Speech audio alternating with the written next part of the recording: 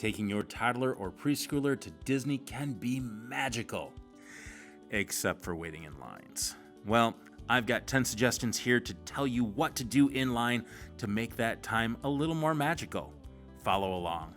What's up, everybody? It's Nick with Who Dat Travel. Now, we take our little guy to Disney as much as possible, and to be honest, as he's gotten older, it has definitely gotten a little more difficult to entertain him in some of those longer lines. So we're going to give you 10 tricks and tips to survive those lines with your little ones. Number 1, avoid attractions with long waits. I know, this sounds like circular logic, but the first step in making sure your kids are okay with waiting in line is to avoid as many as possible. The good news is that it's easy when you have preschoolers. Little kids are generally not tall enough to experience some of the headliners that typically generate those really long wait times, with, of course, a few exceptions. Peter Pan's Flight, I'm looking at you. Most little kids' rides are quick-moving queues. Follow common sense wisdom, arrive before rope drop, and you should be able to avoid most of those longer lines.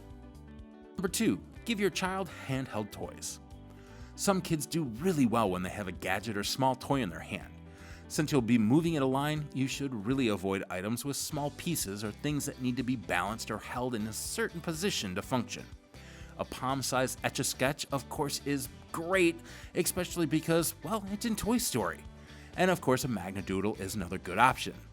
Now, bubble wands, which are of course sold in the parks, work wonders, but you do want to make sure that you're not disturbing your line mates with it.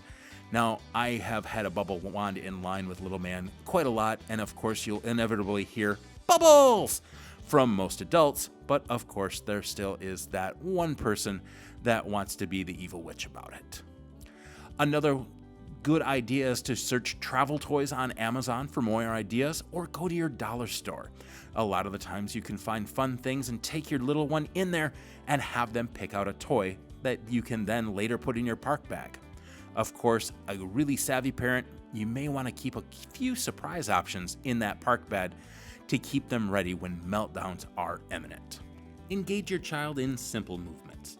Sometimes waiting in line can be challenging because a child doesn't want to keep still for an extended period of time.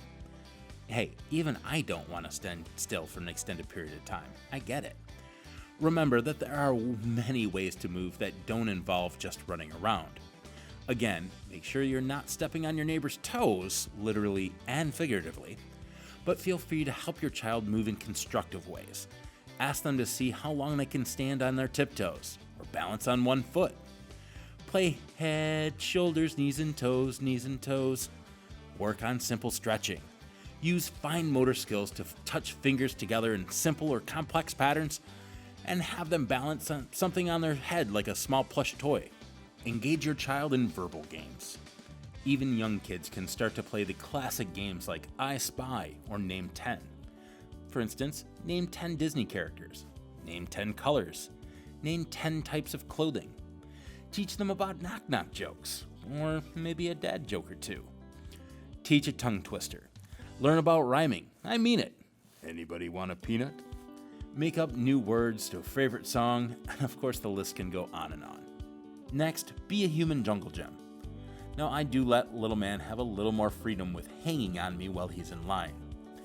We'll see how long he can hang from my arm, or I'll grab his wrists and have him hop up into the air and kind of carry him to the next landing spot, going boing, boing. I'll also put him up on my shoulders and lean different ways and have him feel like he's gonna fall a little. He normally loves it, and of course, I'd never let him fall. One huge one that he absolutely loves to do is a game of walk straight. Yes, for those of you who love Bluey like we do, it is a Bluey reference.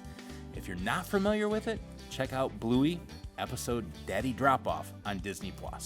Number 6, use the time in line to plan out what's ahead with the family. Now, you can plan your next move at the park and use that time wisely. Check My Disney Experience and choose what ride to go on next and prepare your little ones for the upcoming ride. Even giving them a choice in the planning of the day really helps give them the sense that the trip really is for them. We'll give our little man a choice between 2 rides to go on next and let him make the choice. You can even discuss the menu for tonight's dinner and narrow down what they might want to eat. Number 7, give them a sticker book. Head to the dollar store and pick up a few, or even better, inside the Living Seas, there are Dory sticker books, and these will definitely help your kids pass a little bit of time in line. Next, have a snack. A hangry toddler is never a good thing. A hangry adult is not a good thing either. So keep a few snacks on hand for munching in line. Dry cereal, goldfish, crackers, dried fruit, fruit snacks, applesauce pouches. These are definitely popular options for our little man. Do some learning. There are lots of things to learn about at Disney theme parks. You can show them the park map on My Disney Experience and discuss how you're going to get from point A to point B. At Epcot, teach them about the customs of many of the world's showcase countries. At Animal Kingdom, spend time in line discussing the many animals that you're going to encounter throughout the day. Talk about gravity and momentum when you're about to go on one of the roller coasters. Yes, even small kids can begin to understand simple science. Or engage them in learning about the concepts of Tomorrowland or Frontierland. Last and certainly least in my book, break out the phone. I'll admit, this is not my favorite one. However, sometimes, as the Mandalorian says, this is the way.